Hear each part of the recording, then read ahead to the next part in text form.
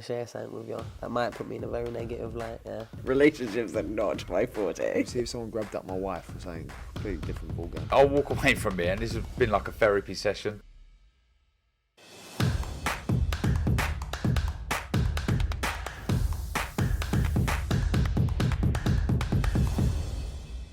This is KUGAN CASSIUS for IFL TV, proudly sponsored by Everlast. We're in Abu Dhabi at the Etihad Arena for Bibble against Ramirez.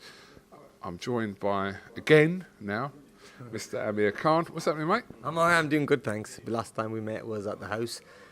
You sweating like crazy. Remember? I know.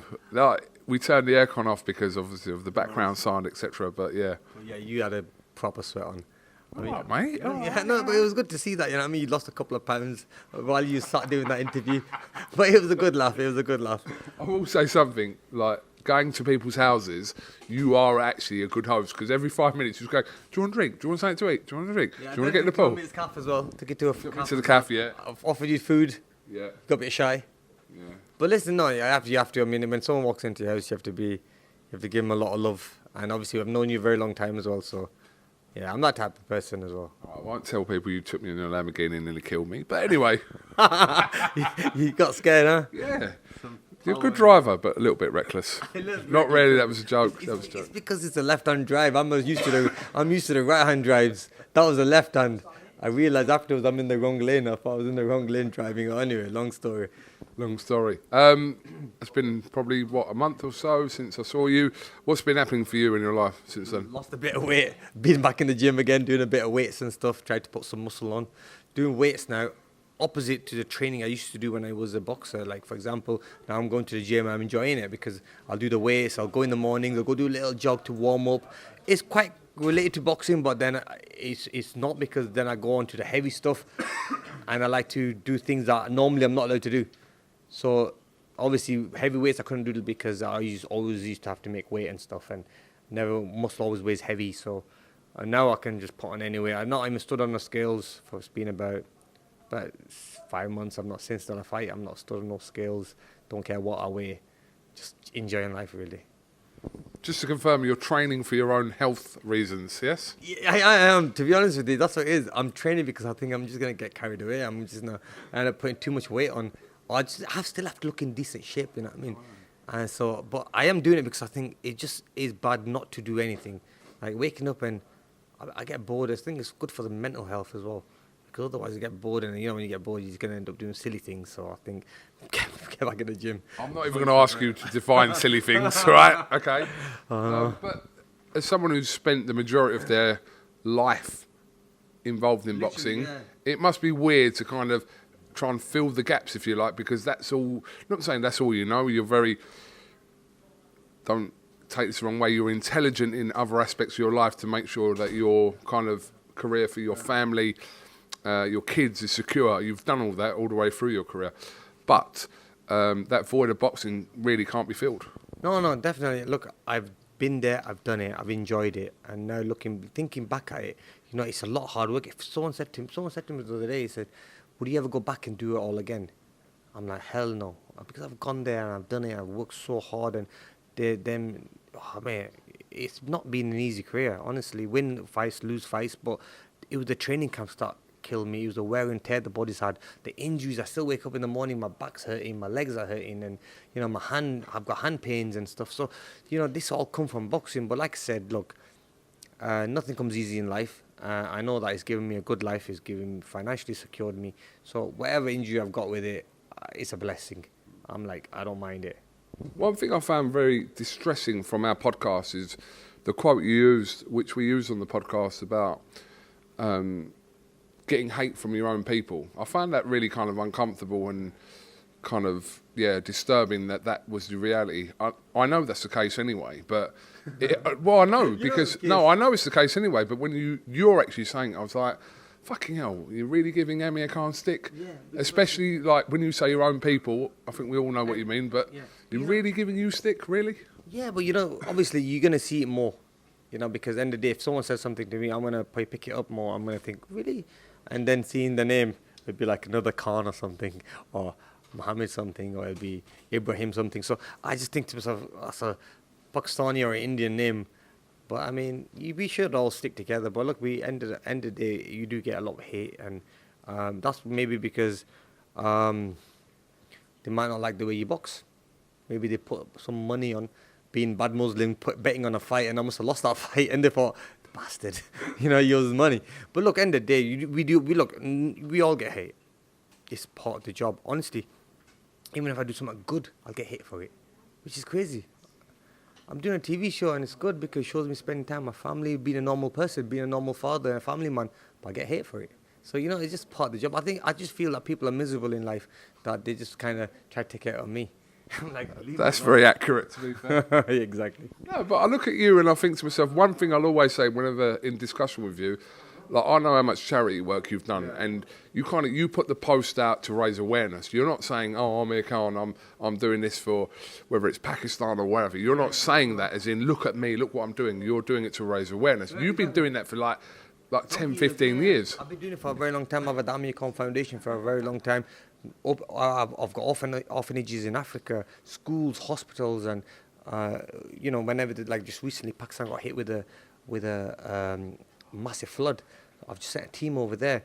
We're going to be sending over 10 plane full of aid, medication, sanitation. I mean, so much stuff. For them. Food, clothing, you name it. But end of the day, look, the way I look at it is that God sees everything. No? So if people don't like it, maybe they don't like it because they can't do it themselves. It doesn't cost a lot of money to do stuff like this. It just takes having a big heart to do this stuff, and I love doing it. But look, end of the day, God watches over me, so I'm not doing it for anyone. I'm just doing it for myself and keeping God happy.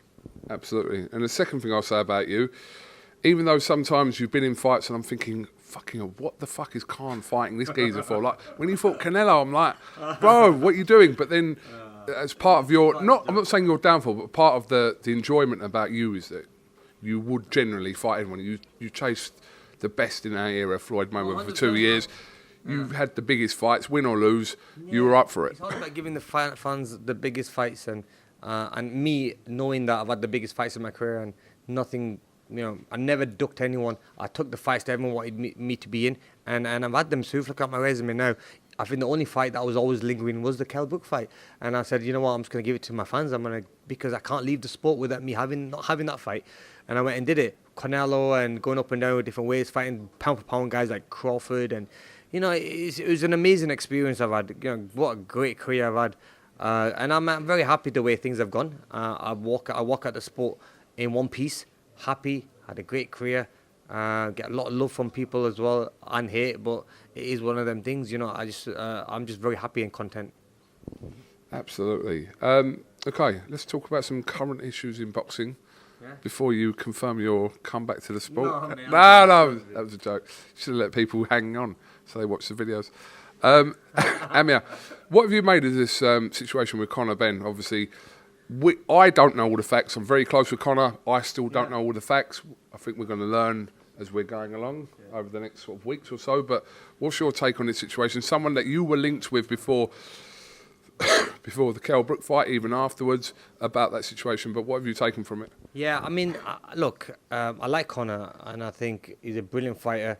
Literally, when the fight happened after, when the Brook fight happened, a week after that, Conor fought in the same arena, and I went in the ringside, took me in the ring, and said he'd like to fight me, and obviously, but I did say I'm kind of a little bit past it, mate.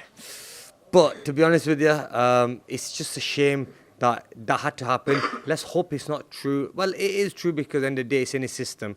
Let's just hope that it was accidentally put in there. Something went wrong, the needle was contaminated or whatnot, because at the end of the day, he's such a young fighter, and I think he has so much to show and so much to achieve yet in the sport, I mean? He had so much talent and still has so much talent, but let's hope that he gets away with this. It is sad, and it's sad that both fighters trained so hard, did like a grueling 10, 12 weeks of training, and the fight's been called off. Even with Chris Eubank Jr., I'm sure he's going to be pissed off, but it is what it is. At the end of the day, being in training camp and then knowing there's no fight there's no paycheck at the end of it, it does hurt you. I just wish that Conor gets through this, and also with Eubank as well. I hope that he kind of overpasses it and just gets on with another fight. Just kind of keeps busy, just forgets about it, just say it was a bad dream. Okay, we can leave that one there. This interview will probably go out on Sunday, so by the time you make your prediction for Bibble and Ramirez, it would have already happened. So, what do you think about the fight? We're talking about Bibble, who shocked Canelo back in May, whenever it was, and against Ramirez, 44-0. In some people's eyes, a little bit untested in terms of who he's fought, but what do you think? I saw Bibble train. And sorry, I saw Bibble fight when he fought against Canelo, beat Canelo, looked a stronger man, looked a bigger man, uses his size well. Obviously, just last week I saw his opponent, Ramirez, in the gym training, and I thought, wow, he's a huge fighter. You know, tall, got the reach, power, 40 fights, 40 wins. I mean, that's no joke. Even if you're fighting tin cans, you know, he's still knocking them. I mean, or beating them. It takes some talent. You know what I mean? So. Credit goes to both fighters for taking this fight because they're both unbeaten. But I think Ramirez could do a job on Bibble, because Bibble now, I think he's had his big fight against Canelo, one that he's made his name now. He's thinking maybe he could. It just depends what mindset he's in. But Ramirez is hungry for that big fight night, you know, and I think now for him, if he wins this fight, that'll take him right to the top, and then also revenging a loss from obviously Bibble beat his stablemate, not his stablemate, but countryman, you could say, Canelo. I think he's overdoing that. You know, he's winning that for him, so I think it'll make him a bigger name that way. I think this is a fight he needs. You know, sometimes you need that one fight that's going to take you to elevate your career. I think this might be Ramirez's big fight. What's the one fight that elevated your career? This will be the Madonna fight. Yeah, the Madonna fight, because that was unbelievable, that fight, to be fair. You know, I was just looking back at that fight because it came on the highlights the other day, and I was watching it. I thought, you know, the amount of punches I was throwing and the amount of aggression and going back and the amount of input and, you know, the amount of work I had to do in that fight. Like, if I had to do that again, I'd be like, fuck that. I couldn't do it again. I just can't put it in my head, even thinking about it. That was the right timing for you as well, that fight, wasn't it? Perfect timing, because now, look, if you look at the last fight, I did not even want to be in the trenches. But in that fight, I didn't care about being in the trenches. No, and I was like, you know, when you made your money, you think you'd be more like just want to just chill and not be in the trenches. You don't want a war. You know, you don't walk in the ring the way you walked out. You know what I mean? You don't walk out the ring the way you walked in. I mean, so I mean, yeah. But look, it is what it is. Happily retired now, weights off the shoulders. I can just chill, enjoy life now. Definitely retired, yeah? Definitely, bro. Definitely. I'm winding you up. Last question, quickly. Any regrets about taking that Brook fight? No, because end of the day, it would have been haunting me for a very long time. What would have happened? Even though you didn't go in there, in your own opinion, 100% fit. Yeah, but I mean, it is one of them things. No disrespect. Kel obviously was the better man on the night, and you could see who wanted to win that fight more. You could see he had it in him to win that fight more, and God's the best of planners, and obviously he was meant to win that fight, and he come out winning. Okay, Amir Khan, thank you very much for your time. I'll catch up with you next week when you're going to take me out, apparently. Yeah, done. Yeah, I didn't even know you was here. I generally didn't. I got a message from my red-headed friend over there who works at Hydrate. Said you was here, so yeah, I thought, yeah. We're going to catch up now. We're going to definitely catch up. To that cafe again. Calf or the house or wherever you take Both. your Lamborghini. Both. I drop it off to you. All right. Thank you very much.